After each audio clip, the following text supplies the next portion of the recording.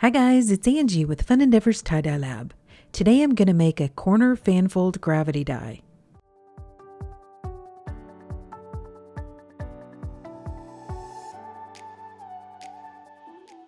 I'm starting out with the shirt turned inside out, and I'm going to use a washable marker and an old piece of sinew to draw an arc on the corner of the shirt. I'm going to take my washable marker and I'm going to wrap the piece of sinew around the marker. Then I'm going to grab the loose piece of sinew, hold it on the corner of the shirt, and draw an arc on with the marker. I'm going to fan fold this line and I'm going to tie it with some kite string. I'm choosing kite string because I don't really care if I have any definition lines in the shirt. I just want the design. If you would like to have some white definition lines in your shirt, feel free to use sinew to tie it. I'm going to straighten the fan folds on either side of this line, and I'm going to tie the shirt all the way down to the corner of the shirt with the kite string, and then just a little bit past my initial line on the other side with the kite string. I want to leave the bulk of the shirt hanging free, and that's the part that's going to get gravity dyed.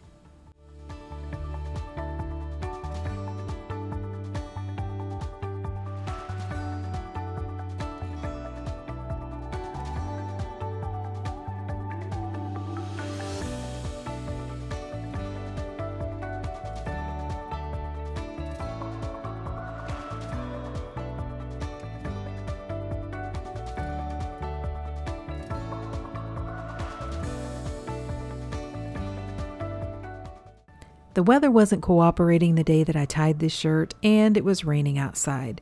So I just placed the shirt aside, and by the time I came back to it, it was already dry. You can go ahead and dye this design though when it's still damp. I've started a series called Will It Gravity Dye, and I've actually done this design before, but I have had some issues in the past with greens, so I thought I would kind of experiment with Will It Gravity Dye with green dye. So I'm going to gravity dye this shirt outside, and I'm actually going to muck gravity dye this shirt.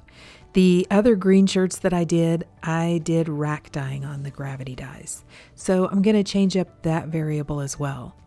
I've placed my shirt down inside of a plastic container. This one is a wash tub, which I purchased from the Dollar Tree dollar store. I have the portion of the shirt that's tied up down inside of the bottom of the tub, and then I have the rest of the shirt hanging over the edge, and that's going to be the portion of the shirt that's gravity dyed. I have my container sitting on a metal shelving unit that I keep outside underneath the trees for my gravity dyeing.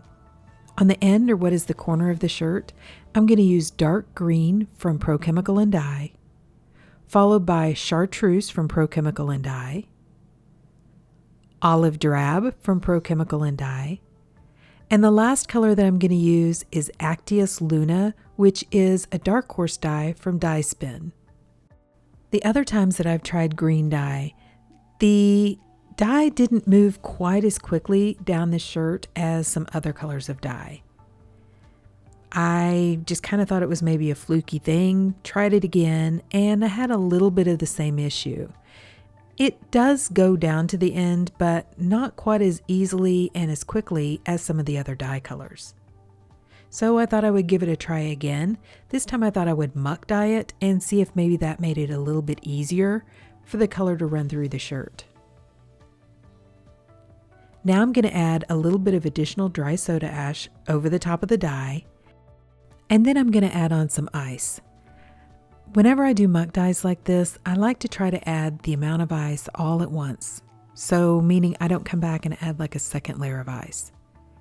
My ice has been sitting in my refrigerator for quite a while, so it's a little bit chunky and I was having a hard time breaking it up. I've included some process photos so that you can see how the dye moved down the shirt once the ice melted. The day that I did this gravity dye, the temperature was about 90 degrees Fahrenheit outside. So the ice melted rather quickly, and then I left the shirt in the muck outside for about 24 hours or so before I began rinsing it. You'll see how the dye slowly starts to move down the shirt, and by the time I finally started rinsing it, the dye had gone all the way down to the very end. It did take quite a while though to get to the end of the shirt.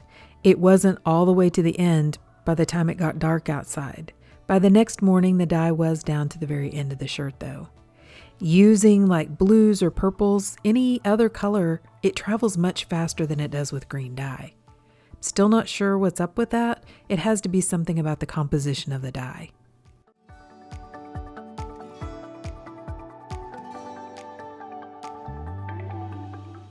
So to rinse the shirt, I did like I normally do, and I took it to my utility sink. I dumped out the muck, and then I began rinsing it in cold water to rinse out the soda ash. Then I warmed the water up to hot and continued rinsing in hot water to rinse out the excess dye that didn't bond with the fabric. I untied the shirt, and instead of just rinsing for a really long time, I went ahead and ran some hot water in my utility sink, added a little bit of Blue Dawn dish detergent to the water, and just allowed the shirt to soak. When the water cooled off, I changed it out and I continued that soaking process until my water was remaining almost clear. Then I put the shirt along with some Dharma's professional textile detergent into my washing machine, and I washed it using a hot water cycle. Okay, so the shirt has been washed, dried, and ironed, and let's see what it looks like. Okay, so what do you guys think? I think this one turned out really pretty. I do notice that after I washed it, a lot of the green at the top of the shirt didn't remain, or at least it didn't remain as dark as it was when I was rinsing it out. I know it's kind of hard to tell from the photos, but the top of the shirt is kind of a mint green type color, a cross between a mint and a sage green. It's a really pretty color, and it has these really interesting, like almost ripples in areas in the top portion of the shirt. I don't know how to replicate those, but I think they look really cool. As far as the other greens go, I think they're really pretty as well. I like the splits in the chartreuse, which is that bright band of like really bright green, the second band on the shirt. And then the Actius Luna and the olive drab are really close together in color, which was kind of surprising to me. I've inserted a photo of my color swatches that I use. The one over on the left is a lighter version. The one over on the right is more the color than I normally get. And that's exactly what I was expecting with this. Kind of that purpley color with a few hints of yellowy green. I don't know. I just think it looks darker than I was expecting. It could be that part of the olive drab kind of overtook the Actius Luna. And then of course, because I did muck dye it, it is going to end up a little bit darker than it would have normally. I like it though. I think it's really pretty. Just wasn't exactly what I was expecting for this color. So I do think that it helped to muck dye the green. I think it helped the green to move down the shirt a little bit better. But I don't really know what the problem is that I'm having with greens and gravity dye. Have any of you guys done like mainly green shirts and had this issue? You know, whenever I do like purples or blues or pretty much any other color other than green, the dye moves really well down the shirt and I just don't seem to have the issues. It's got to have something to do with, I don't know, maybe some components that are used in green dyes. I'm not sure. Drop me some comments down below if you maybe have any theories about this.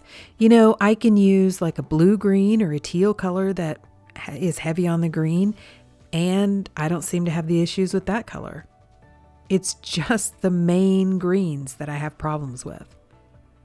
And like I said, I mean, they do move, but it just seems to take forever. I also was not expecting this much of the green dye to actually wash out of the shirt. This shirt is a Sonoma brand shirt. It's a lady shirt that is a V-neck shirt, but it's 100% cotton. And I've dyed shirts like this before, so I don't think it's the fabric. And it was definitely warm enough outside. I don't think it was the temperature. So I'm not really sure. But like I said, overall, I think it looks like a really pretty shirt. And it will gravity dye.